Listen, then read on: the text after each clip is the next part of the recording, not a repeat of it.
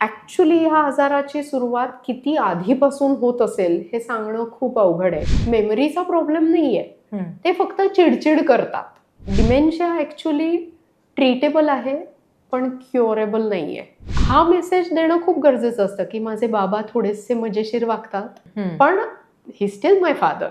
म्हणजे isolation is risky आणि social connectedness is protective.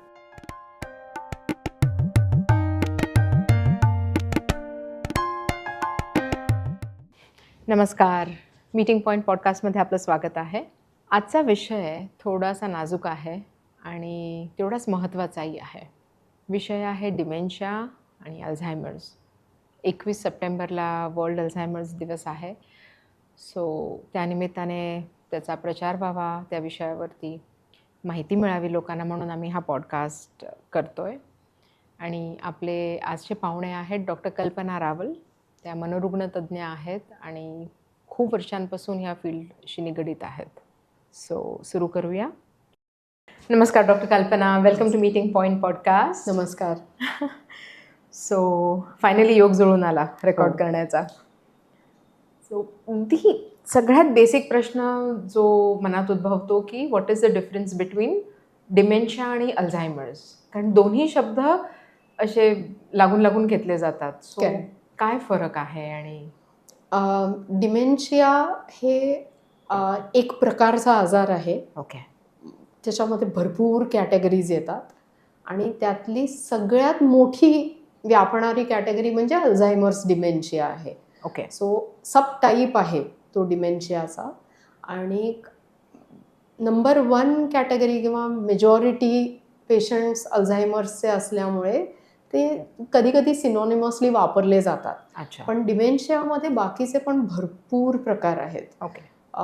So मी म्हणेन की अल्झायमर्स जेवढा महत्त्वाचा आहे तेवढाच इनफॅक्ट आपल्या प्रदेशामध्ये व्हॅस्क्युलर डिमेन्शिया पण तेवढाच महत्त्वाचा आहे. आणि हे दोन मिळून युजली आपल्याला बरंचसं डिमेन्शियाचं पिक्चर दिसतं. अच्छा. डिमेन्शियाचे पेशंट्स दिसतात. ओके. सो वयस्कर लोकांमध्ये होणारा, जास्त करून मेमरी अफेक्ट करणारा असं म्हणून डिमेन्शियाचा आजार ओळखला जातो. ओके. पण अल्झायमर्स आणि व्हॅस्क्युलर हे त्याचे 2 मेन प्रकार आहेत. ओके. सो अल्झायमर्स म्हणजे काय एक्झॅक्टली? आणि हे व्हॅस्क्युलर म्हणजे आय थिंक नर्व्ह रिलेटेड आहे. ब्लड व्हेसल्स रक्तप्रवाहांशी रक्तप्रवाहांशी रिलेटेड. सो अल्झायमर्सला आपण म्हणू की डिजनरेटिव्ह आजार, किंवा त्याच्यामध्ये ॲक्च्युली त्या आजाराचं जे निदान होतं ते अनफॉर्च्युनेटली ब्रेन बायोप्सीनीच होऊ शकतं, ज्याच्यामध्ये काही प्रोटीन डिपॉझिट्स ब्रेनमध्ये दिसतात अल्झायमर्समध्ये. सो त्याचं जे म्हणजे डायग्नॉस्टिक कॅरेक्टरिस्टिक म्हणावं तर those protein deposits when found in brain we can say it is Alzheimer's. Okay. पण ते आपल्याला व्यक्ती जिवंत असताना काही वेळेला स्कॅन्स आणि ह्याच्यातून थोडी आयडिया येते, पण कन्फर्मेटरी निदान त्या डिपॉझिट्स सापडल्याशिवाय होत नाही. ओके. पण अल्झायमर्स हा त्याच्यामुळे होणारा आजार आहे. ओके. व्हेरॅज व्हॅस्क्युलर डिमेन्शियामध्ये रक्तपुरवठा कमी झाल्यामुळे युजली जे काही ब्रेनचा आकार श्रिंक होतो किंवा जे काही मेमरीचे प्रॉब्लेम्स उद्भवतात किंवा कामकाजातल्या ज्या अडचणी येतात त्याला मग व्हॅस्क्युलर डिमेन्शिया म्हणतात. की जिथे आयदर एखादी मोठी रक्तवाहिनी अफेक्ट झाली आहे किंवा खूप छोटे छोटे रक्तवाहिन्या अफेक्ट झाल्या आहेत आणि ज्याच्यामुळे आपल्याला मेंदूच्या कामकाजामध्ये अडथळे येत आहेत, अडचणी दिसत आहेत, ते vascular dementia. Okay.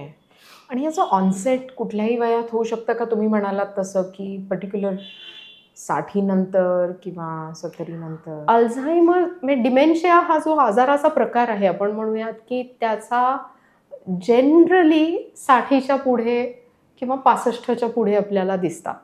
Having sed that, actually ह्या आजाराची सुरुवात किती आधीपासून होत असेल हे सांगणं खूप अवघड आहे, कारण हे खूप मल्टीफॅक्टोरियल कॉजेस असणारे आजार आहेत, म्हणजे अनेकविध गोष्टी त्याला हातभार लावत असतात हा आजार होण्यासाठी. त्यामुळे कधी कधी त्याची सुरुवात मिडल एजपासून होत असावी अशी शक्यता नाकारता येत नाही. म्हणजे त्याचे जे अगदी बेसिक प्रोसेसेस असतील, may be they may start in 40s 50s. अर्थात ते आपल्याला दिसत नाहीत किंवा ते आपल्याला समजून घेता येत नाहीत किंवा त्याच्यासाठी काही टेस्ट्स नाहीत. म्हणजे हे अजूनही रिसर्च चालू आहे. This is speculation at the best. पण लक्षणं जी दिसायला लागतात ती नक्कीच 60-65 नंतर दिसायला लागतात. म्हणजे आम्ही म्हणतो की डिमेन्शिया जनरली आणि अल्झायमर्स त्यातला जो मेन प्रकार आहे तो सर्वसाधारणपणे 65च्या पुढच्या वयोगटामध्ये दर 20 व्यक्तींपैकी एकाला, म्हणजे 5% लोकांना दिसतो. आणि जसजसं तुम्ही पुढच्या दशकात जाता, म्हणजे 75th इयर नंतर तो त्या वयोगटातल्या लोकांना 10 पैकी 1, 80च्या वयोगटातल्या लोकांना ऑलमोस्ट 5 पैकी एकाला तो असू शकतो. आणि जसं तुमचं वय वाढतंय तसं त्याचं प्रिव्हॅलन्स ज्याला म्हणतो आपण तो वाढत जातो. व्हॅस्क्युलर डिमेन्शिया अगेन हा उशिरा उतार वयात होणाराच आहे, पण बिकॉज त्याच्यामध्ये रक्तप्रवाह रिलेटेड सगळे फॅक्टर्स आहेत. ज्या लोकांना लॉंग स्टँडिंग आजार आहेत की ज्याच्यामुळे रक्तपुरवठा कमी होऊ शकतो, म्हणजे डायबिटीज, ब्लड प्रेशर, कोलेस्ट्रॉल म्हणजे हायपर कोलेस्ट्रॉलेमिया, आणि smoking, drinking, heart health affect करणारे जे काही फॅक्टर्स आहेत ते ज्यांच्यामध्ये आहेत त्यांच्यामध्ये मग तो थोडासा आधीपासून पण दिसू शकतो. जेव्हा व्हॅस्क्युलर डिमेन्शियामध्ये जेव्हा स्ट्रोक किंवा पॅरालिटिक अटॅक येतो त्यावेळेला सडनली तो डिमेन्शिया म्हणजे मेमरी प्रॉब्लेम्स आणि एक्झिक्युटिव्ह फंक्शन्स कमी होताना दिसतात. थोड्या प्रमाणात ते रिपेअर होतात, पण पुढचा जर का आला तर परत ते स्टेप लॅडर त्याचं डिझाईन दिसतं की सडनली एक ड्रॉप आहे, मग परत एक ड्रॉप आहे, मग परत एक ड्रॉप आहे. वेरॅज अल्झायमर्समध्ये it's more like a slope on which you are going downhill. So slow steady progression असतं. बऱ्याचदा खरं सांगू तर मी म्हणेन क्लिनिकल पिक्चरमध्ये हे दोन्ही को एक्झिस्टिंग असतात. पण त्यातल्या त्यात वेस्टर्न कंट्रीजमध्ये अल्झायमर्स डिमेन्शिया जास्त दिसतो, तिथे व्हॅस्क्युलर फॅक्टर्स कमी दिसतात. आणि आपल्या एशियन सबकॉन्टिनेंटमध्ये बिकॉज आपल्याला हे diabetes, blood pressure, heart related illnesses आपल्याकडे प्रमाण त्याचं जास्त आहे, व्हॅस्क्युलर डिमेन्शियाचं पिक्चर हे जास्त आहे. जॉग्राफिकली पण थोडा फरक आहे. म्हणजे काही बाबतींमध्ये आता whether it is lifestyle, whether it is geography, whether it is the genetic pool that we have, there is ethnic differences आपण जे म्हणतो, म्हणजे different subcontinents will have different presentations किंवा differences in the age group और percentage, ते सगळीकडेच दिसतात. त्यातल्या त्यात हा एक फरक जाणवण्यासारखा आहे. आपण युजली जे म्हणतो ना विसरभोळेपणा, हे लहान मुलंही म्हणतात अरे मी विसरलो, किंवा teenagers also or mid 40s 30s मध्ये सगळे म्हणतात की I am so absent minded, I am so forgetful. आणि compared that to with older people like my mother also is close to 80 now, ती चक्क विसरते. म्हणजे यू कॅन सी इट की नाही ती खरोखर विसरते. साधारणपणे आपल्या डेली लाईफमध्ये जो आपल्याला फॉरगेटफुलनेस जाणवतो तो बऱ्याचदा बॅकग्राऊंड थिंकिंग चालू आहे किंवा आपलं अटेन्शन तेवढं नाही एखाद्या गोष्टीकडे, आपण तेवढे फोकस्ड नाही आहोत. म्हणजे ऐकून न ऐकल्यासारखं किंवा बघून न बघितल्यासारखं असं जर का झालं असेल तर वी टेंड टू फॉरगेट. किंवा there is too much in the head आणि 3-4 मेसेजेस एकत्र आलेत आणि मग त्यातला एखादा विसरून गेला. तर that is the kind of forgetfulness that we have. Whereas तुम्ही जे तुमच्या आईच्या वयाचं म्हणताय, आता त्यांच्या आयुष्यामध्ये जो फॉरगेटफुलनेस त्यांना जाणवतो तो हे कुठलेही इंटरफिअरन्सेस नसून देखील जाणवतो. करेक्ट. म्हणजे they R not multitasking, they are not occupied, they are actually having a very, समजा म्हणजे असं आपण एखाद्या व्यक्तीच्या बाबतीत उदाहरण घेऊ की अगदी नॉर्मल गोष्टी चालू आहेत, 1 by 1 चालू आहेत, आणि तरी देखील त्यांना मेमरीचा प्रॉब्लेम येतोय. सो नवीन मेमरीज फॉर्म व्हायला जी डिफिकल्टी वय झाल्यावरती किंवा डिमेन्शियाचा आजार झाल्यावरती येते, ती त्यांच्यामध्ये दिसते. त्यामुळे तो विसरभोळेपणा थोडासा वेगळा असतो. राईट. आणि त्याच्यामुळे तुम्ही जर का बघितलं तर त्या वयाच्या व्यक्तींमध्ये जुन्या गोष्टी छान आठवतात. हो. Long term memory is very good, wear as short term memory म्हणजे आजच्या दिवसात काय घडलं, ह्या आठवड्यात काय घडलं, किंवा मागच्या 2 महिन्यापूर्वी काय घडलं, किंवा ह्या 1-2 वर्षात काय घडलं, त्या मेमरीज थोड्याशा पुसट, थोड्याशा जंबलडाप किंवा कधी कधी नसतातच. राईट. आणि रिसेंट मेमरी लॉस हा डिमेन्शियाचा जास्त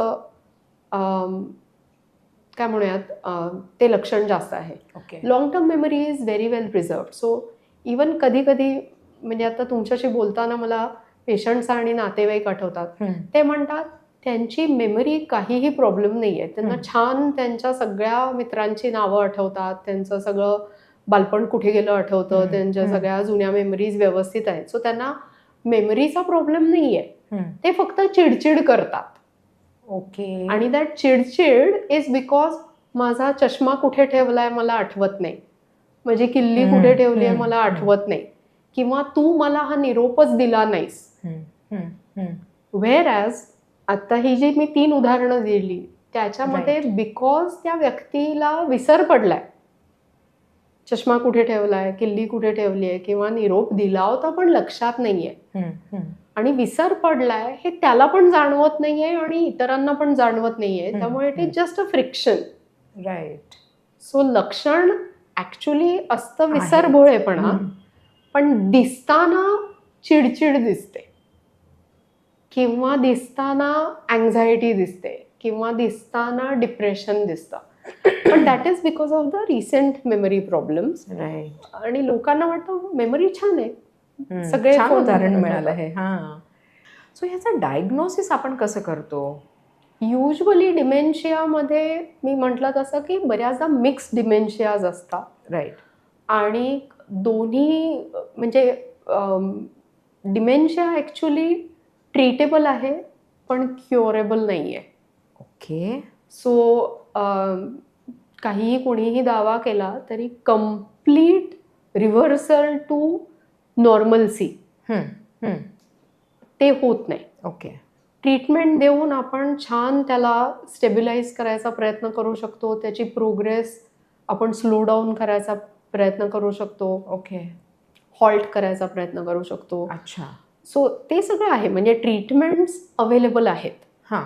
पण कम्प्लीट क्युअर म्हणजे मला टायफॉइड झाला, मी अँटीबायोटिक्स घेतली आणि आय एम क्युअर्ड, हे स्टेटमेंट जसं आहे तसं डिमेन्शियाचा मला समजा जर आजार झाला, मी ट्रीटमेंट घेतली आणि मी क्युअर झालो असं नाही होत. नाही. सो तो एक डिफरन्स आहे. हॅव्हिंग सेड दॅट, आपण डायग्नोसिस करताना या दोन्ही फॅक्टर्स, हे जे दोन्ही महत्त्वाचे टाईप्स आहेत, सब टाईप्स आहेत, ते दोन्ही आपण बघतो, किंवा त्याच्या व्यतिरिक्त आणखी काही सब टाईप्स नाही आहेत ना, ते शोधण्यासाठी 3 प्रकारचे आपल्याकडे डायग्नॉस्टिक पद्धती आहेत असं आपण म्हणू, किंवा त्या तिन्ही गोष्टींची आपल्याला गरज पडते. ओके.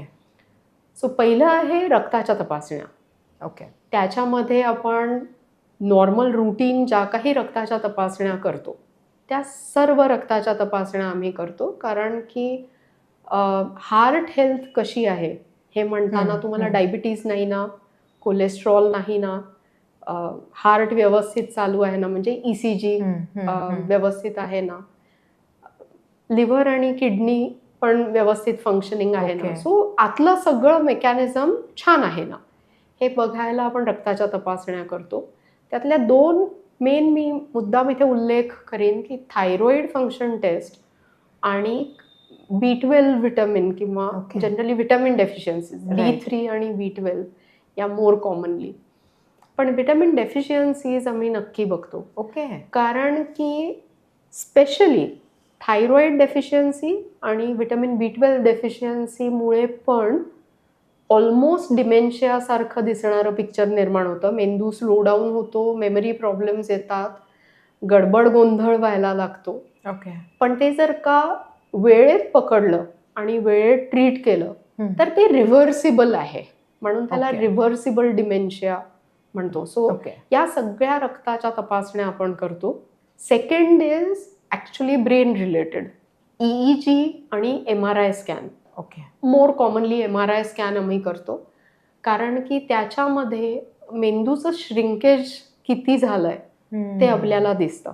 अल्झायमर्स असू देत, व्हॅस्क्युलर असू देत, मेंदूमध्ये कुठे रक्तपुरवठा कमी जास्त झालाय का, किंवा त्याच्या कुठल्या भागाचं श्रिंकेज जास्त दिसतंय, त्याच्यामुळे आपल्याला बऱ्याचदा आयडिया येते की आपल्याला कुठल्या टाईपचा डिमेन्शिया आहे. म्हणजे व्हॅस्क्युलर डिमेन्शिया असेल तर कुठेतरी छोटे छोटे भाग रक्तपुरवठा कमी झाल्यामुळे इन्फार्क्ट्स आम्ही म्हणतो त्याला, हो. तसे दिसतात.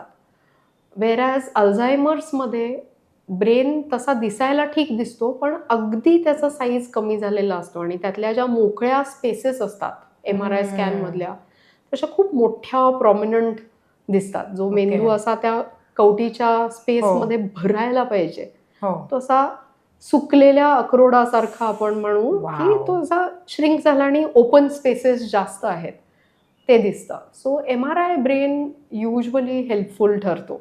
आणि या ब्रेन रिलेटेड 2 तपासण्या, आणि तिसरं म्हणजे ज्या आपण म्हणू की मेमरी टेस्ट. ओके. सो त्याच्यामध्ये मग स्क्रीनिंग टेस्ट मेन आम्ही कॉमनली करतो की जेव्हा आम्हाला डाऊट येतो की या व्यक्तीला डिमेन्शिया असण्याची शक्यता आहे आणि रिस्क फॅक्टर्स पण दिसत आहेत, क्लिनिकल पिक्चर पण दिसतंय. म्हणजे एस्पेशली या तिन्हीच्याही आधी मी सांगायला विसरले की त्या व्यक्तीशी होणारा इंटरव्ह्यू हा सगळ्यात जास्त माहिती देणारा असतो. त्या व्यक्तीचं वागणं, बोलणं, even dressing sense, sometimes vocabulary, ह्या सगळ्या गोष्टींमधून आपल्याला कळतं की मेंदू किती काम करतोय, कसा काम करतोय, कुठे गडबड होतीये. आणि त्याच्यातून बऱ्याचदा आयडिया येते की what are we dealing with. आणि मग त्याच्याशी रिलेटेड स्पेसिफिक जर का स्क्रीनिंग मेमरी टेस्ट आम्ही केली तर मग मेंदूच्या विविध भागांचं फंक्शन आपल्याला त्या एका स्क्रीनिंग टेस्टमध्ये कळू शकतं. स्पेशली आम्ही मिनी मेंटल स्टेट एक्झामिनेशन म्हणून एक टेस्ट असते ती करतो, which takes hardly about 10 to 15 minutes. आणि ऑल द पेशंट नीड्स एक चष्मा, हिअरिंग एड आणि पेन. सो म्हणजे ते फक्त क्वेश्चन आन्सरची टेस्ट असते. सो अशी छोटीशी स्क्रीनिंग टेस्ट केली तरी फक्त मेमरी नाही तर त्या व्यक्तीचं ओरिएंटेशन कसं आहे, त्या व्यक्तीचं सिक्वेन्सिंग ऑफ टास्क्स कसं आहे, त्या व्यक्तीला सिरियल इन्स्ट्रक्शन्स दिल्या तर त्या वन आफ्टर द अदर लक्षात राहतात की नाही, किंवा कॉपिंग स्किल्स म्हणजे ड्रॉइंग स्किल्स कशी आहेत, सेंटेन्स कन्स्ट्रक्शन कसं आहे, नेमिंग कसं आहे, रिटन लँग्वेजचं कॉम्प्रिहेन्शन कसं आहे. अशा खूप साऱ्या त्याच्यामध्ये डिपार्टमेंट्स आणि वेगवेगळ्या काय म्हणूयात सब कॅटेगरीज आहेत. तशी छोटीशी छानशी टेस्ट आहे, पण ती आपल्याला खूप सारी माहिती देऊन जाते.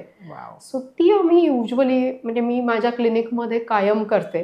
आणि त्याच्यावरून बऱ्याचदा इवन कॅटेगराईज करणं हे शक्य होतं. म्हणजे माइल्ड स्टेटमध्ये आहेत का अजून डिमेन्शिया म्हणावा तसं नाहीये, पण लक्ष ठेवण्याची गरज आहे का ते एकदम ॲडव्हान्स्ड लेवलला आहे. सो हे आपल्याला कळतं आणि मग ते मॉनिटरिंगला पण उपयोगी पडतं. ओके. ह्या छोट्या टेस्टच्या व्यतिरिक्त काही एक्सटेन्सिव्ह टेस्ट्स आहेत. अच्छा. की ज्या आम्ही पेशंटच्या बाबतीत कधी कधी करायला सांगतो जेव्हा आम्हाला स्पेसिफिक माहिती हवी असते की कुठल्या डिपार्टमेंटमध्ये काय पेशंटला अडचणी येते आणि कुठलं डिपार्टमेंट अजूनही व्यवस्थित आहे.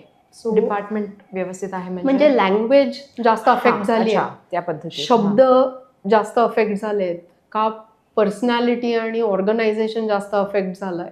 काही लोकांची भाषा छान असते, पण त्यांना जर का घड्याळात किती वाजलेत हे विचारलं तर त्यांना नाही कळत, कारण त्यांचं ज्याला मी व्हिज्युओ स्पेशियल सॉर्ट ऑफ एरिया जो असतो तो अफेक्टेड असतो. किंवा काही लोकांना नॉर्मल दिसतात ते, पण फक्त शब्दच आठवत नाहीत. किंवा काही लोकांची पर्सनॅलिटी चेंज होताना दिसते, किंवा काही लोकांना सिक्वेन्सिंग जमत नाही. तर मेंदूचे जे विविध लोब्स असतात, विविध एरियाज असतात की जे वेगवेगळ्या विभागांचं कामकाज बघतात, तर ते कुठले विभाग जास्त अफेक्टेड आहेत आणि कुठले विभाग अजूनही चांगलं काम करतायत हे शोधण्याची पण गरज असते, कारण त्याच्यावरती इनफॅक्ट पुढच्या ट्रीटमेंट रिलेटेड काही आम्हाला गोष्टी मदत करू शकतात. सो यात ओव्हरऑल 3 प्रकारच्या टेस्ट्समुळे आपण डायग्नोसिस करू शकतो, क्लिनिकल डायग्नोसिस करू शकतो. फॅसिनेटिंग आहे हे, खरंच फॅसिनेटिंग आहे. I feel like undergoing a test my self.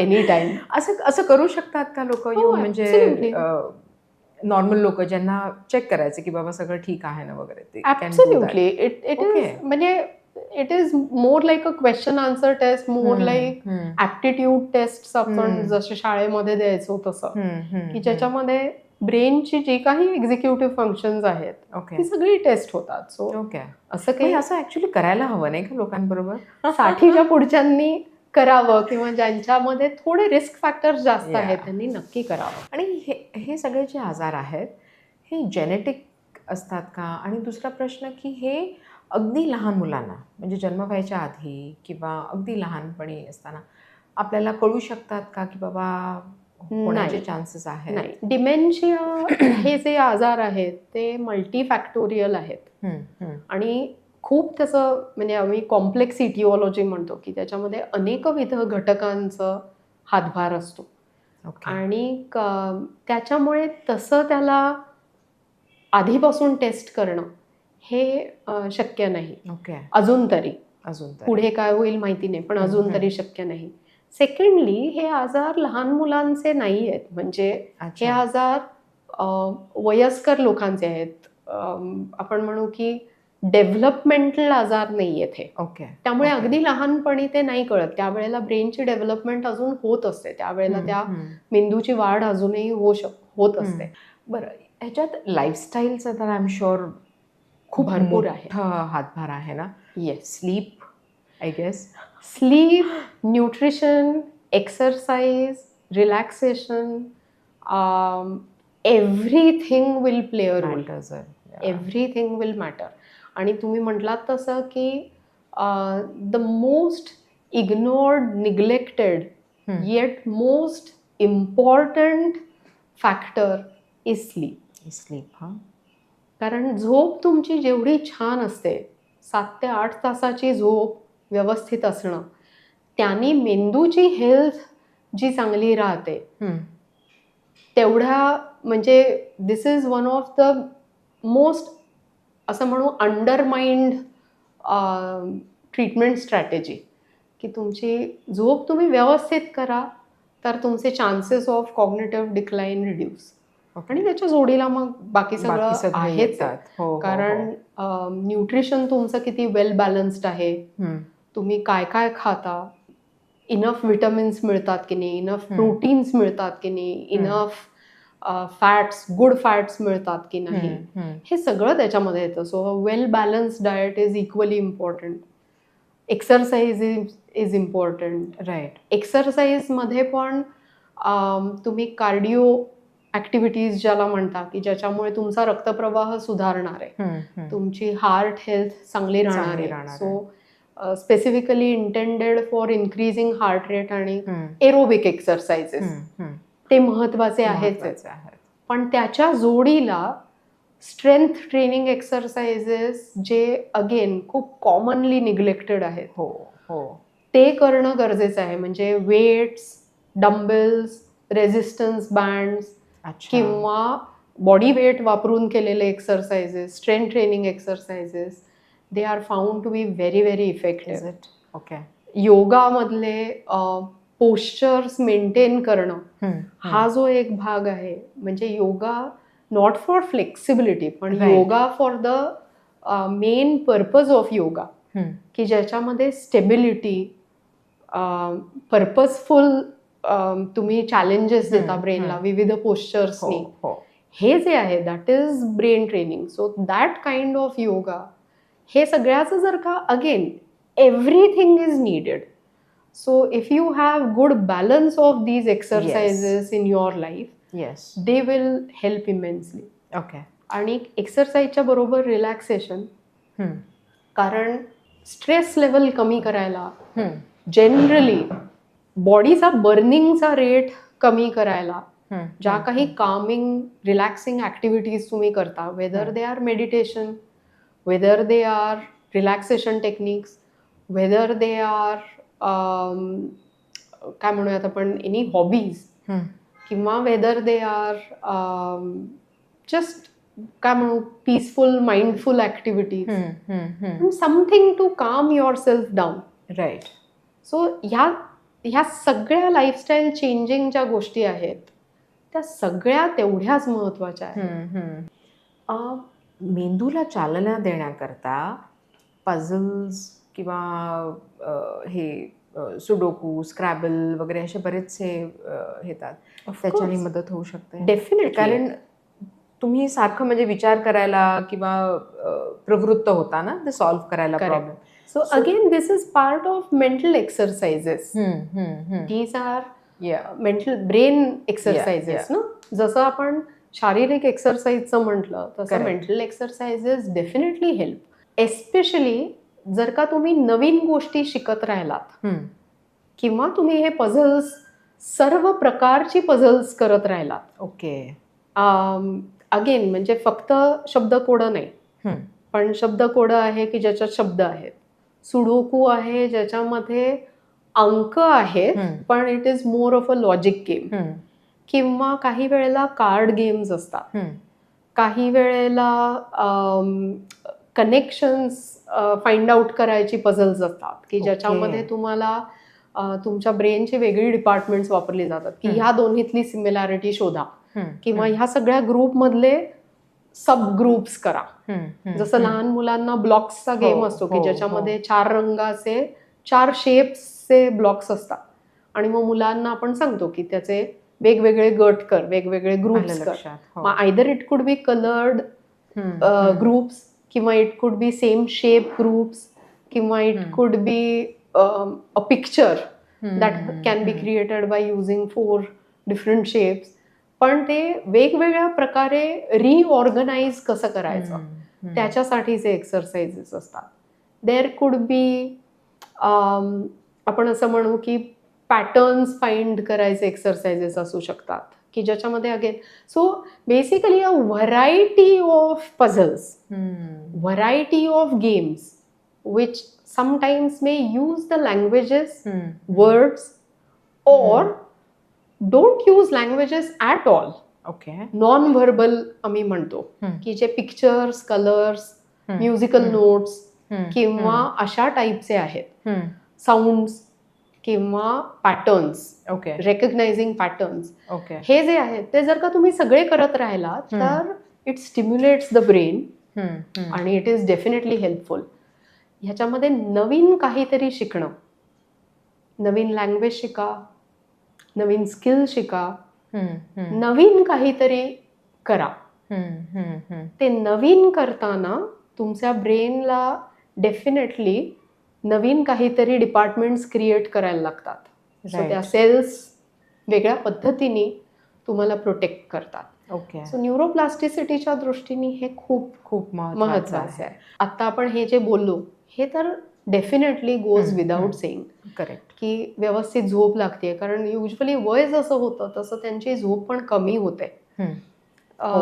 वयस्कर व्यक्ती म्हणतात मला 3 तास झोप पुरते. ते का होतं असं doctor? Sorry that's a little off the topic, पण yes it is part of ageing process ना. आणि जर का ती फारच कमी आहे असं जाणवलं तर आम्ही म्हणतो की नॅचरल नॉट टिपिकली नॅचरल, पण मेलॅटोनिन नावाचं जे हॉर्मोन आपल्या झोपेसाठी हां. आपल्या शरीरामध्ये काम करत असतं ते आपण गोळीच्या स्वरूपात देऊन ती झोप more closer to natural architecture of sleep आपण नेऊ शकतो विदाऊट एनी ॲडेड रिस्क्स किंवा Right. Side effects. Right. So ती झोप जी कमी होते त्याला अगेन खूप कारणं अवेलेबल रिस्पॉन्सिबल असतात, पण ती झोप नीट करणं हे तेवढंच महत्त्वाचं आहे की म्हणजे मला एवढी झोप पुरते असं म्हणून ॲक्च्युली सोडून नाही द्यायला पाहिजे. साधारण 6 ते 7 तासाची तरी झोप होणं हे उपयोगाचं असतं. बॅलन्स न्यूट्रिशन, आता कधी कधी दात नसतात तर दात नाहीत किंवा बाकीचे काही आजार आहेत म्हणून फूडचे रेस्ट्रिक्शन्स असतात. पण मग त्याच्यामध्ये काय काय ऑल्टरनेटिव्ह आपल्याला जमू शकतात किंवा काही टॅबलेटच्या फॉर्ममध्ये सप्लिमेंट्सच्या फॉर्ममध्ये आपल्याला देता येतात का. Along with that actually dementia Alzheimer's जो असतो त्याच्यासाठी काही औषधं अवेलेबल आहेत. ओके. की मगाशी जे मी म्हटलं अल्झायमर्समध्ये प्रोटीन डिपॉझिट्स होतात ब्रेनमध्ये आणि म्हणून ब्रेनच्या सेल्स एक एक एक एक कमी होऊन त्याचा साईज कमी होतो. तर ती प्रोसेस कमी होण्यासाठी काही औषधं आहेत आणि ती आम्ही देतो. ओके. तर ती युजली आपण म्हणू की टाईम लिमिटेड नसतात, ती ऑनगोईंग मेडिसिन्स असतात. ओके. म्हणजे ती देत राहायची. बऱ्याचदा त्याला साईड इफेक्ट्स नसतात, ती खूप स्पेसिफिक कामाची स्पेसिफिक औषधं असतात आणि त्यामुळे त्याला बाकीच्या बॉडीवरती काही त्याचा साईड इफेक्ट होईल. एस्पेशली लोकांना ॲलोपॅथिक औषधं आणि सायकियाट्रिक औषधं म्हटलं की पहिल्यांदा लिव्हर आणि किडनीची काळजी वाटते, पण ही औषधं त्याला डॅमेज नाही करत. म्हणजे ती सेफ्टीच्या सगळ्या टेस्ट्समधून पार होऊनच आलेली आहेत आणि त्यातली काही औषधं अवेलेबल आहेत की जे आपण देऊ शकतो आणि त्याचा परिणाम म्हणून मी म्हणेन काही जणांमध्ये आम्हाला थोडीशी इम्प्रूव्हमेंट पण दिसते. म्हणजे त्यांचं डेली लिव्हिंगमधल्या ज्या काही अडचणी येत होत्या त्या थोड्याशा सुधारताना दिसतात. पण मेनली बहुत करून केसेसमध्ये निदान त्यांचा इंडिपेंडन्स किंवा सेल्फ रिलायन्स हा बराच काळ टिकून राहतो.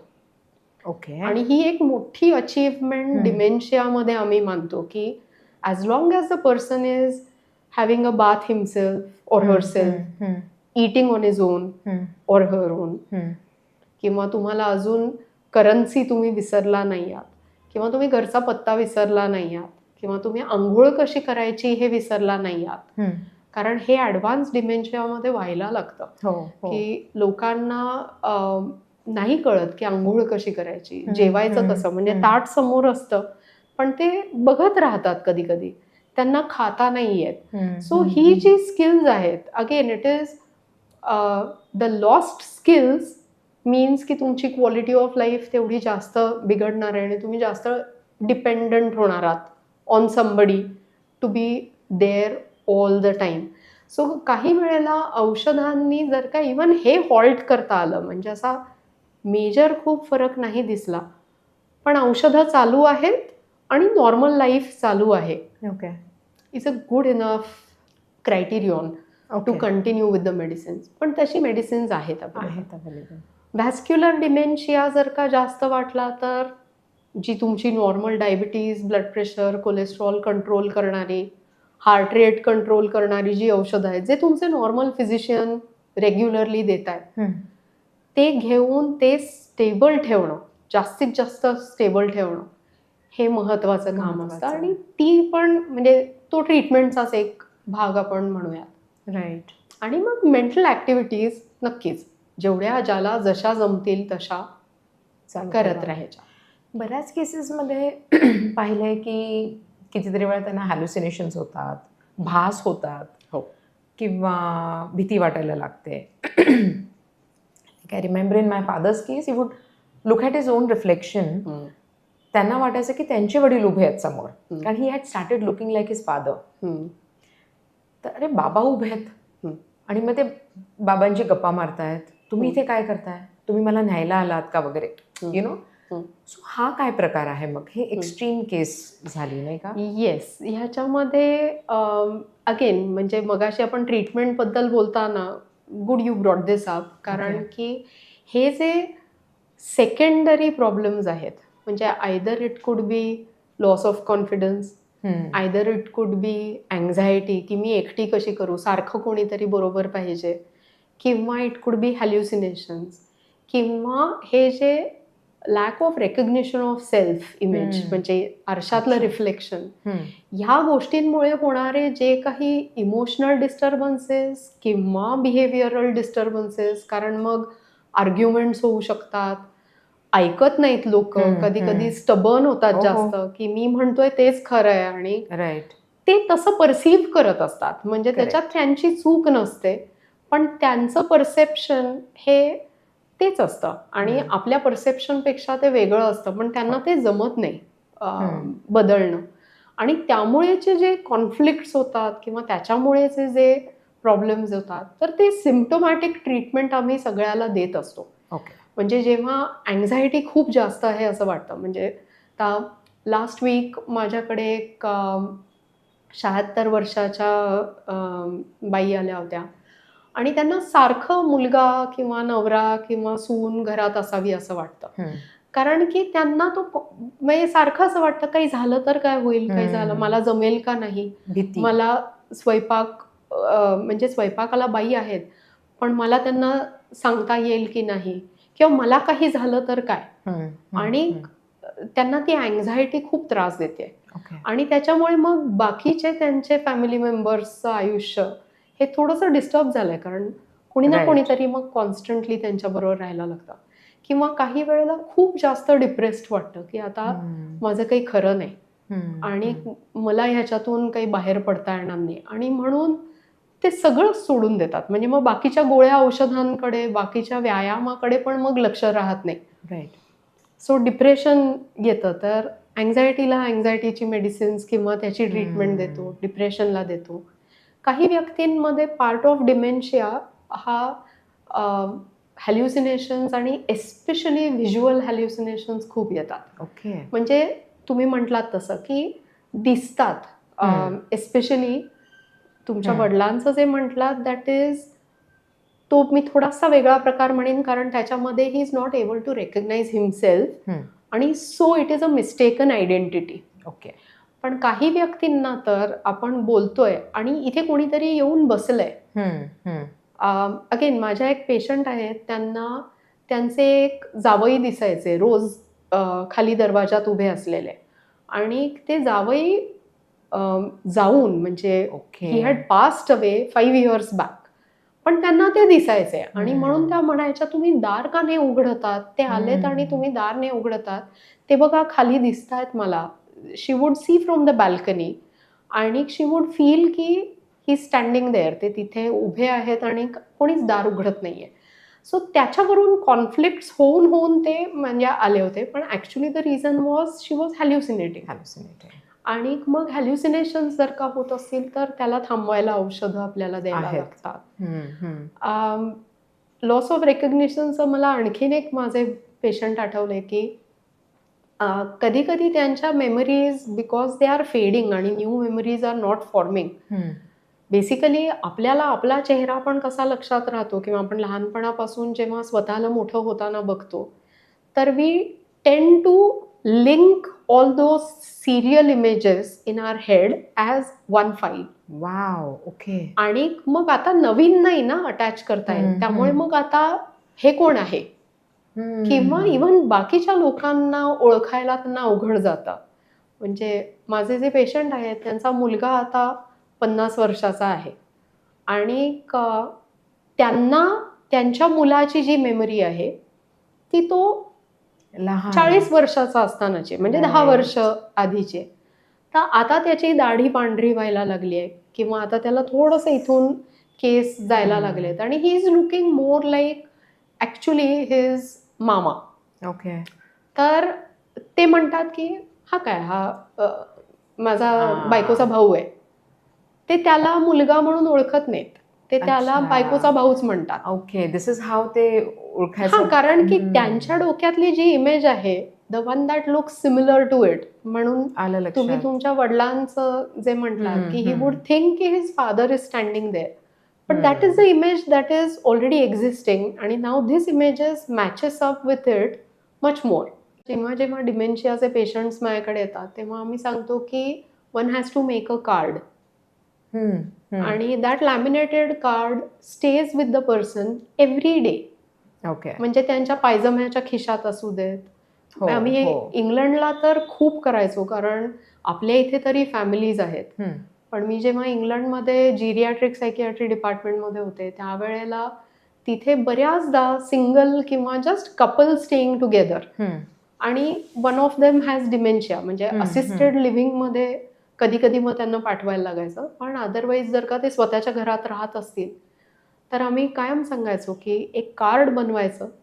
आणि आपल्या इथे तर हे मी माझ्या सगळ्या पेशंट्सला सांगते की ज्याच्यावरती त्यांचं नाव, त्यांचा बेसिक पत्ता आणि हू टू कॉल, म्हणजे आयदर मुलाचा मुलीचा, की हा व्यक्ती सापडला तर कुणाला फोन करावा. आणि हे लॅमिनेटेड कार्ड त्यांच्या वॉलेटमध्ये, त्यांच्या पर्समध्ये किंवा त्यांच्या कपड्यांच्या खिशांमध्ये ठेवून द्यायचं. म्हणजे अगदीच अशी वेळ आली तर दॅट हेल्प्स. कारण की नाहीतर one has a chance of just forgetting where to go back. ती रिस्क असते. तर ह्या स्टेजच्या वेळेला आम्ही म्हणतो कितीही केअरिंग आणि कितीही चांगली फॅमिली मेंबर्स असले तरी त्यांना सारखं घर बदलवू नका. बऱ्याचदा असं होतं की मुलांची इच्छा असते बाबांनी माझ्याकडे राहावं, आईनी माझ्याकडे राहावं. They also feel like having their presence. कारण not just of kind of relieving one brother or sister, पण असं वाटतं ना की आपले आई बाबा आपल्यापाशी राहावेत, आपण पण काहीतरी करावं. We should have quality time spent with them. पण कधी कधी त्यांनी गोंधळ वाढतो, कारण रोजच्या जागा नसल्या, म्हणजे चष्मा ठेवायचा एक टेबल आहे, कॉफीच्या मगची एक जागा आहे, पॅटर्न्स आहेत त्यांच्या, ते आता फॉर्म्ड आहेत. आणि हे जे लॉंग टर्मचे फॉर्म्ड प्लॅन्स आहेत, मगाशी आपण जे म्हटलं की डिमेन्शियामध्ये रिसेंट मेमरी लॉस होतो, पण लॉंग टर्म मेमरीज प्रिझर्व्ड आहेत. राईट. तर लॉंग टर्म मेमरीज ज्या प्रिझर्व्ड आहेत त्या जर का प्रिझर्व्ड मेमरीजचा तुम्ही वापर करू शकत असाल to maintain their self sufficiency, की ते ज्या घरात आहेत तिथलं बाथरूम कुठे आहे, तिथलं चादर कुठे ठेवली आहे, तिथे टॉर्च कुठे ठेवला आहे, तिथे साखर कुठे ठेवली आहे, तिथे चहाची बरणी कुठे ठेवली आहे, ते सेम टू सेम जर का ठेवलं तर it helps them remain independent. I get you. आणि त्यांनी पण एक वेगळा कॉन्फिडन्स त्यांचा मेंटेन राहतो की yes, I am still able to live on my own, I am still able to make tea for myself. काही वेळेला जर का एखादी गोष्ट मेमरीच्या प्रॉब्लेम्समुळे आठवत नसेल तर that is filled up with a made up memory. म्हणजे आता समजा एक पेशंट होते, ते त्यांना आठवत नव्हतं की ते 2 दिवस कुठे जाऊन आले, त्यांच्या फॅमिली बरोबर ते गेले होते, पण त्यांना आठवत नव्हतं. तर त्यांनी, म्हणजे त्यांचा मुलगा, हे बाजूला बसला होता मुलगा, आणि तो म्हटला बाबा कुठे गेलो होतो आपण काल परवा. तर त्यांनी सांगितलं आम्ही गावाला गेलो होतो, तिथे शेतामध्ये फिरलो, माझा भाऊ होता आणि सगळं. आणि हा मुलगा was looking at him in complete surprise की आपण तिथे नव्हतो गेलो, आपण गावाला जाऊन 6 महिने उलटून गेलेत, किंवा लास्ट इयर आपण गेलो होतो जेव्हा त्या काकांची 75 होती. आणि हे सांगतायत ही त्यावेळची memory was sort of covering up what happened last 2 days. Whereas last 2 days ते त्यांच्या एका बहिणीकडे भाच्याच्या लग्नाला गेले होते, आणि ते त्यांना somehow he was struggling to find out की ते गाव कुठलं होतं किंवा तिथे कोण कोण भेटलं. ही वॉज सो त्याला कन्फॅब्युलेशन म्हणतात की असं. मग ते लोकांना काय वाटतं, खोटं बोलतायत, पण हे खोटं नसतं. This is kind of happening automatically as a covering up. Gap कशी भरायची, राईट, मेमरीतली गॅप कशी भरायची, तर ते होऊन जातं. आणि ही इज नॉट डुईंग इट नोईंगली. त्यांच्याकडून ते घडतंय नोईंगली त्यांच्यासाठी होत ते नाहीये किंवा आपण म्हणू की ते मॅलिशियसली होत नाही, होत म्हणजे नाहीये. There is no ill intent, त्याच्यात काही Correct. असं कुणाला त्रास द्यावे, दुखवावं किंवा असं हेतूच नाहीये ना, हे जस्ट होतंय. हो हो. सो इथून मग माझा विषय निघतोय मिथ्सकडे, स्टिग्मा. यु नो, कारण बरेच जण ही गोष्ट पण लपवतात की आई वडिलांना they are going through this phase, Yes. त्यांना हा त्रास आहे, विसर पडतोय वगैरे. बऱ्याच लोकांना लाजही वाटते सांगायला कोणाला हो. किंवा असं काही. हो. तर ह्या गोष्टींचं आपण अवेअरनेस आणखीन कसं काय, म्हणजे तुमच्या फील्डमध्ये काय करतोय का की? ॲक्च्युली अल्झायमर्स डिसीज हा महिना ॲक्च्युली हो. डिमेन्शिया मंथ म्हणतात, म्हणतात. अल्झायमर्स हो, मंथ हो. म्हणतात, आणि 21 सप्टेंबरला वर्ल्ड अल्झायमर्स हो, डे हो. सेलिब्रेट केला जातो विथ द सेम इंटेंट. कारण की पहिली गोष्ट, जसा कुठलाही आजार होतो तसा डिमेन्शिया आणि अल्झायमर्स होतो, त्याच्यात लाज वाटण्यासारखं काहीच नाहीये. नाहीये. It is just something that happens to you right. As an illness. Correct. आणि why be ashamed of it. So awareness programmes काही ना काहीतरी असतात, पण युजली अगेन जेवढ्या लोकांना आम्ही क्लिनिक्समध्ये बघतो, जेवढ्या लोकांशी शक्य होतं त्यांच्याशी आम्ही हे सगळं एज्युकेट करत जातो, हे सगळ्यात महत्त्वाची गोष्ट आहे. कधी कधी म्हणजे आपण मोकळेपणाने बोललं तर त्याच्यामुळे लोकांच्या मनातला जो संकोच असतो तो कमी होतो आणि ते बोलायला लागतात. ओके.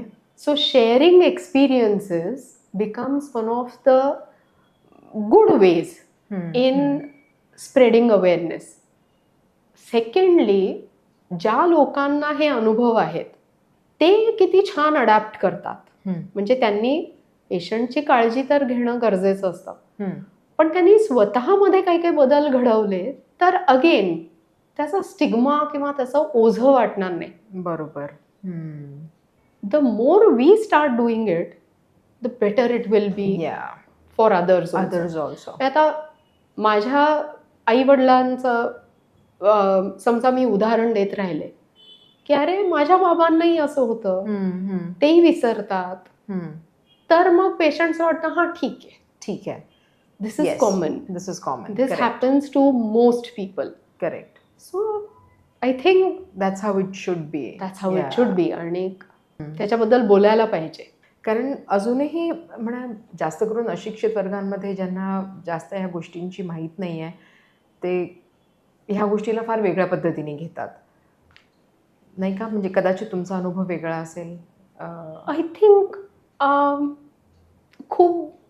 खूपच वेगवेगळ्या पद्धती असू शकतात. काही वेळेला इनफॅक्ट मी बघितलंय की कमी शिकलेले लोक असतात, त्यांना तेवढी एम्बॅरेसमेंट किंवा संकोच नसतो, ते जास्त ॲक्सेप्ट करतात. हां, ते कदाचित ट्रीटमेंट्सबद्दल माहिती नसेल किंवा त्यांच्या औषधोपचार किंवा तपासण्या किंवा असं होत नसेल, पण ॲक्सेप्टन्स असतो. Actually you are right. Yes. आणि that acceptance makes a huge difference. So it does not depend on the caste or creed or the social strata. पण त्यामुळे ही अशी म्हणजे इव्हन अनएज्युकेटेड लोकांमध्ये जर का हे असेल तर the quality of life of that demented patient is better off. I think community matters a lot, isn't it? आसपासच्या लोकांना, डेफिनेटली नेबर्सना, definitely you increase your network that will make sure की त्यांच्याकडे बघायला पण कोणीतरी आहे, तुमच्या एकट्यावरती तो भार येत नाही. अगेन आपल्याकडे कितीतरी गोष्टी अशा असतात ना की एका माणसाने दगड उचलला आणि 10 माणसांनी दगड उचलला, the shared weight is always less. So जेवढं तुम्ही ते न लपवता सांगाल, आणि आय थिंक हा मेसेज देणं खूप गरजेचं असतं की माझे बाबा थोडेसे मजेशीर वागतात, त्यांचं वय झालंय, पण that he still my father. I still love him and respect him for who he is. And you all make sure की that is maintained. Correct. I think एकदा ते कळलं, ते गिमिक कळलं करेक्ट. की लोकांनाही जमतं. म्हणजे लोकांनाही पीपल आर जमतं. ऑल्सो अवेअर की हां काका आहे तिथे, मग चहा मागवून घ्या किंवा काहीतरी करा आणि you distract him, divert him, and then that builds a good community. Correct. Now I am again completely jumping back to couple of topics that we spoke of, पण आता एकदम लक्षात आलं माझ्या की तुम्ही बऱ्याच पेशंट्सच्या बद्दल यू शेअर्ड की येतात वगैरे. सो लोक ओपन आहेत का to go and consult a doctor, आणि कुठल्या डॉक्टरला जाऊन कन्सल्ट करायचं? म्हणजे ओके, माझ्या वडिलांना हा त्रास झाला आहे, I didn't know where to go initially. Correct. मग कोणी कोणी सांगितलं तेव्हा ते ठाण्यात असायचे, तर ठाण्यामध्ये एक आहे, I don't remember the details, पण तिथे घेऊन जा, म्हणजे तिथे बरेच डॉक्टर्स आहेत, एक सेटअप आहे तिथे घेऊन गेलो. मग पुण्यात कळलं वगैरे, मग then I came across your husband वगैरे. सो असं वाया ती ओळख आणि कळत गेलं की कुठल्या डॉक्टरकडे जायचं, कारण ते पण महत्त्वाचं आहे ना. सो आजच्या परिस्थितीमध्ये लोक ओपन आहेत का, ते येतात का, किंवा त्यांनी कसं शोधून काढायचं, कुठे जायचं? बिकॉज डिमेन्शिया हा ब्रेन रिलेटेड आजार आहे, आय वुड से न्यूरोसायकियाट्रिस्ट किंवा सायकियाट्रिस्ट किंवा न्यूरोलॉजिस्ट. ओके. पण neuropsychiatrist is what I would say better, किंवा जिरियाट्रिक सायकियाट्रिस्ट, कारण त्यातले अगेन हे जे बारकावे असतात ना ते महत्त्वाचे असतात. आणि there are so many emotional ups and downs, there is so much emotional support that even the family needs, की त्यामुळे सायकियाट्रिस्ट हू आर काय म्हणूयात more aware with the neurological stuff, all psychiatrists would be good.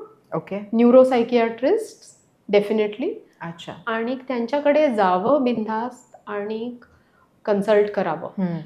So सायकियाट्रीमध्ये सुद्धा प्रकार असतात का? Like नाही, psychiatrist हो म्हणजे तसे असतात. काही लोक चाइल्ड स्पेशलिस्ट असतात, काही लोक सायकियाट्री. येस असू शकतात. काही लोक, आता मी जिरियाट्रिक सायकियाट्री केलंय, म्हणजे ओल्ड एज सायकियाट्री केलंय, किंवा काही लोक स्पेसिफिकली न्यूरोलॉजिकल डिसऑर्डर्स आणि त्याच्याशी रिलेटेड सायकियाट्री करतात. पण again the basic psychiatry training is same. हे specialisation more out of super specialisation आपण. ओके.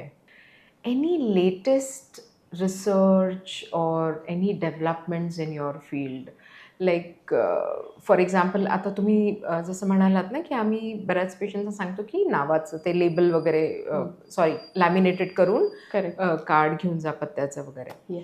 लाईकवाईज आता आहेत GPS ट्रॅकर्स बऱ्याच वेळा घालायला लावतात आई वडिलांना वगैरे, कारण आम्ही डॅडींच्या बाबतीत तसा विचार करत होतो, but he would remove it, असं बरंच केलं होतं. सो एनिवेज, पण हे असे सगळे डेव्हलपमेंट्स आहेत. So similarly any other such developments that keep happening in your field? There are lots, आणि दे आर स्टील, मी म्हणेन की अशा तसं म्हटलं तर प्रिलिमिनरी स्टेजेसला आहेत, म्हणजे to become a breakthrough as yet. Okay. पण एक गोष्ट म्हणजे वाईस्ट आत्ता तुम्ही बोललात त्याच्यावरून की social connectedness is considered as one of the very important protective factor. Okay. आणि म्हणून एस्पेशली म्हणजे आयसोलेशन इज रिस्की आणि सोशल कनेक्टेडनेस इज प्रोटेक्टिव्ह. हे जास्त रिसर्च स्टडीजमध्ये असं जाणवायला लागलं आहे की it's not just internal processes, it is also आपली बाहेरची कनेक्शन्स. राईट. सो दे से की अशा व्यक्तींच्या बाबतीत म्हणजे आपण म्हटलो तसं की स्टिग्मा वगैरे तर बाजूला ठेवायला पाहिजे, पण encouraging their social connectedness is very important. मग ते किटी पार्टीज असू देत, का त्यांच्या सिनियर सिटीजनच्या काही ॲक्टिव्हिटीज असू देत, का just getting together for T आणि कॉफी असू देत. काही ॲक्च्युली सिनियर सिटीजन्सची पाळणाघरं आहेत डे पाळणाघर. सेंटर्स म्हणजे क्रेश, अच्छा. की where the senior citizens will go in the morning, like they go to, like a child will go to a school or a creche, they will spend a day or so over there, म्हणजे 3:30-4 पर्यंत, आणि then they will again come back home. हे असे आहेत का? हो, अशी आहेत काही. ओके. आणि तिथे ते ॲक्टिव्हिटीज करून घेतात. अगदी सिम्पलेस्ट ऑफ द ॲक्टिव्हिटीज असतील कदाचित, म्हणजे चहा नाश्तापासून ते गाणी म्हणा किंवा डान्स करा, हाऊ नाईस. कलरिंग करा, स्केचिंग करा, काहीतरी हँडक्राफ्ट्स, पेपर क्राफ्ट्स करा, अशा काही काही ॲक्टिव्हिटीज करतात. अगेन त्याच्यातून memory stimulation, enjoying together is helpful, आणि that also give some time off to the care givers, which is also necessary. आणि असं करू शकता. पण that social connectedness definitely seems to improve probably the neuronal connections as well. Okay. Okay. आणि that is coming up as one of generally mental हेल्थसाठी, म्हणजे not just for dementia, पण दे से the more isolated you are, you're putting yourself to risk of having disturbed mental health, whereas your social connectedness will act as a protective factor, and that is something to be preserved and worked upon. I would always fear, again I keep going back to my father because I've had that example in the house, की बाहेर जाऊन हरवले तर मग काय होईल, मग नको ते विचार वगैरे वगैरे. आणि when I am going by कुठे, बऱ्याच वेळा मला असे बरेच लोक चालताना एमलेसली दिसतात किंवा असे काही, ते बघून एक चित्र डोक्यात निर्माण झालं होतं, राईट. सो अशा बऱ्याच केसेस होतात की ज्यांचे पेरेंट्स गो मिसिंग, राईट. तर इथे आपल्याकडे असे ऑर्गनायझेशन्स आहेत किंवा असे काही आहेत का actively involved in offering support किंवा शोधण्यात? तर ऑफकोर्स, कारण पोलीसवाल्यांकडे केवढे केसेस असतात, they will not go looking for anybody. पण अशा काही संस्था आहेत का किंवा असे जिथे यांना सांभाळलं जातं? डेफिनेटली असतील. म्हणजे एक माझ्या डोळ्यासमोर जी येते ती डॉक्टर वाटवानी, ज्यांना प्राईज मिळालं, भरत वाटवानी म्हणून. ओके. त्यांनी अनेक वर्ष अशा वॉन्डरिंग लोकांसाठी काम केलंय. म्हणजे ते घेऊन जायचे त्यांच्या इथे, त्यांना ट्रीट करायचे आणि शोधायचे त्यांच्या फॅमिलीज कुठे आहेत ते, आणि he would reconnect them with, म्हणजे नॉट जस्ट एल्डरली आणि डिमेंटेड पेशंट्स, पण इवन सायकियाट्रिक पेशंट्स हू गो मिसिंग समटाइम्स, हू गो वॉन्डरिंग. त्यांनी खूप काम केलंय. लहान मुलांच्या बाबतीतल्या माहिती आहेत. ओके. 2 ऑर्गनायझेशन्स आहेत, त्यातल्या एकाचं मला अगदी रेल्वे स्टेशनवरती जे मिसिंग चिल्ड्रन असतात त्यांच्यासाठीची एक ऑर्गनायझेशन मला माहिती आहे. पण वयस्कर म्हणजे लोकांसाठी स्पेसिफिक नाही. ओके. थँकफुली सोशल मीडियाज आहे, तर लगेच फेसबुकवरती इकडे तिकडे मेसेजेस, व्हॉट्सअपवर मेसेजेस व्हायरल होतात. बट स्टील म्हणजे पूर्वी ती गोष्ट जरा वेगळी होती. म्हणजे पीपल वुड रिअली वरी की वरी. पण त्यावेळेला इनफॅक्ट लोक एकमेकांना ओळखायचे. द कम्युनिटीज वर स्मॉल आणि closely knit. Now it is vast cities where one can get really lost. Correct. So okay. Wonderful. I have like a long list we can go on and on about. पण खूप छान वाटलं, बरीच माहिती मिळाली ह्या विषयावरती. आणि I am very fascinated by the test that you, म्हणजे असा एक मोठा स्प्रेड वाटला त्या टेस्टचा जे कॅरी आउट होतं, आणि ते कसं काय करत असतील ते छान आहेत. आणि म्हणजे they are fun games actually, आणि design to test small centres in brain, जे ती कामं करतात. This is necessary part of my work, I would say. Spreading awareness comes much before treating something. Yeah. So आजचा हा episode तुम्हाला कसा वाटला, प्लीज आम्हाला कमेंटमध्ये लिहून पाठवा. मी रिक्वेस्ट करते की तुम्ही तुमच्या कुटुंबियांशी, तुमच्या मित्रमंडळींशी सुद्धा हा एपिसोड शेअर करा, so that we can spread the word about dementia आणि अल्झायमर्स. आणि लाईक आणि सबस्क्राईब करायला विसरू नका. Thank you for watching. थँक्यू.